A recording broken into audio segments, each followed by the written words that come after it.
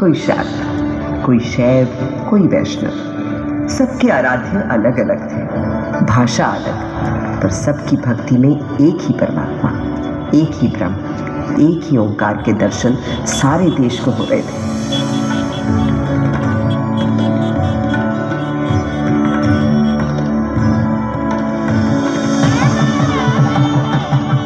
यही तो दिखता है हमारे देश के त्योहारों में, जब एक ही दिन, एक ही मुहूर्त, जैसे मकर संक्रांति पर खिलाते हैं अलग अलग उत्सव रंग।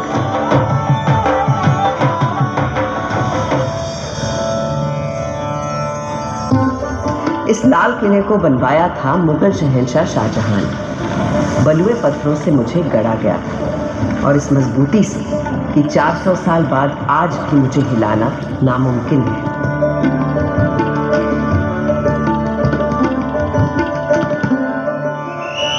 बिल्कुल उसी तरह जैसे है मेरे देश के विचार, सिद्धांत, उसूल।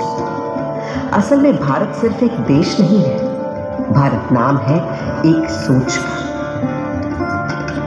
मुझे बनाने वाले मुगल तो हिंदुस्तान में मेहमान बनकर आए थे, पर फिर यहीं के होकर रह गए। भारत ने तो हमेशा हर विश्वास, हर विचार के लोगों को अपना समझकर अपनाया है और कहा है अतिथि देवो भव। मगर उससे भी बहुत पहले भारत ने कई स्वर्णिम युग देखे थे, जैसे था हमारे देश का वैदिक युग। सरित सरस्वती नदी के तीर बैठे जब ऋषि मुनि गंभीर, समिधा अग्नि आहुति और यज्ञ तपस्या कर हुए सब प्रज्ञ, रचने लगे वो वेद पुराण ऋग अथर्व यजुर और साम, शोध किए सब जीवन तत्व, खोज निकला प्रकृति का सत्व, जीवात्मा परमात्मा है एक, माया भ्रम से लगे अनेक, आत्मा अजर अमर अछेद, अनादि अनंत अखंड अभेद। वेदों को रचने वाले इन ऋषियों ने दुनिया को जीवात्मा, आत्मा, परमात्मा की जिस एक की बात हमें सिखाई थी, उसी को श्री कृष्ण ने धर्म क्षेत्र कुरुक्षेत्र की युद्ध भूमि में अर्जुन को सुनाया था। जैसे पुराने कपड़ों को उतारकर मनुष्य नए कपड़े पहन लेता है, उसी प्रकार आत्मा भी पुराने शरीर को त्याग कर नया शरीर धारण करती है। इस आत्मा को ना तो शस्त्र काट सकता है और ना आग इसे जला सकती है, ना इसे पानी भिगा सकता है और ना ही हवा उसे सुखा सकती है। तब से आज तक आत्मा की संस्कृति ही भारतीय संस्कृति की आत्मा है और ओम की ध्वनि उस परम ब्रह्म का स्वरूप।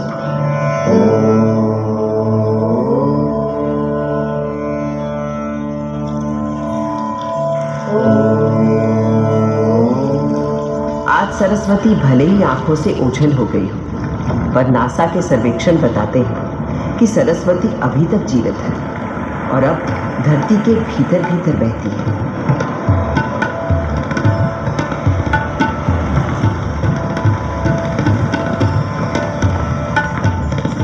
मगर मेरे देश की शुरुआत तो उस वैदिक युग से भी पहले की है।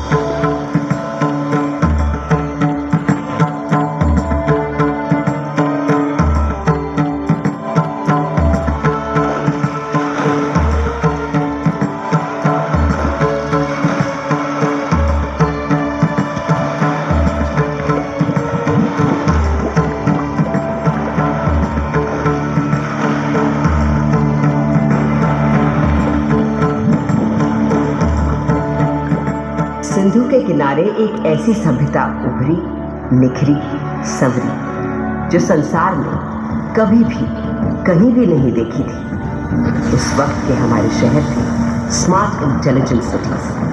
This was a wonder called India.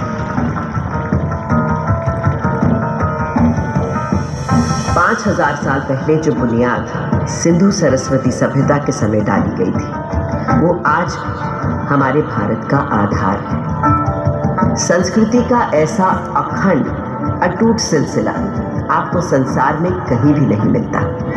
हमारा देश नए को अपनाते हुए भी कभी पुराने को नहीं भुलाता। इसीलिए तो कल का भारत आज भी जीवित है और कल भी रहेगा।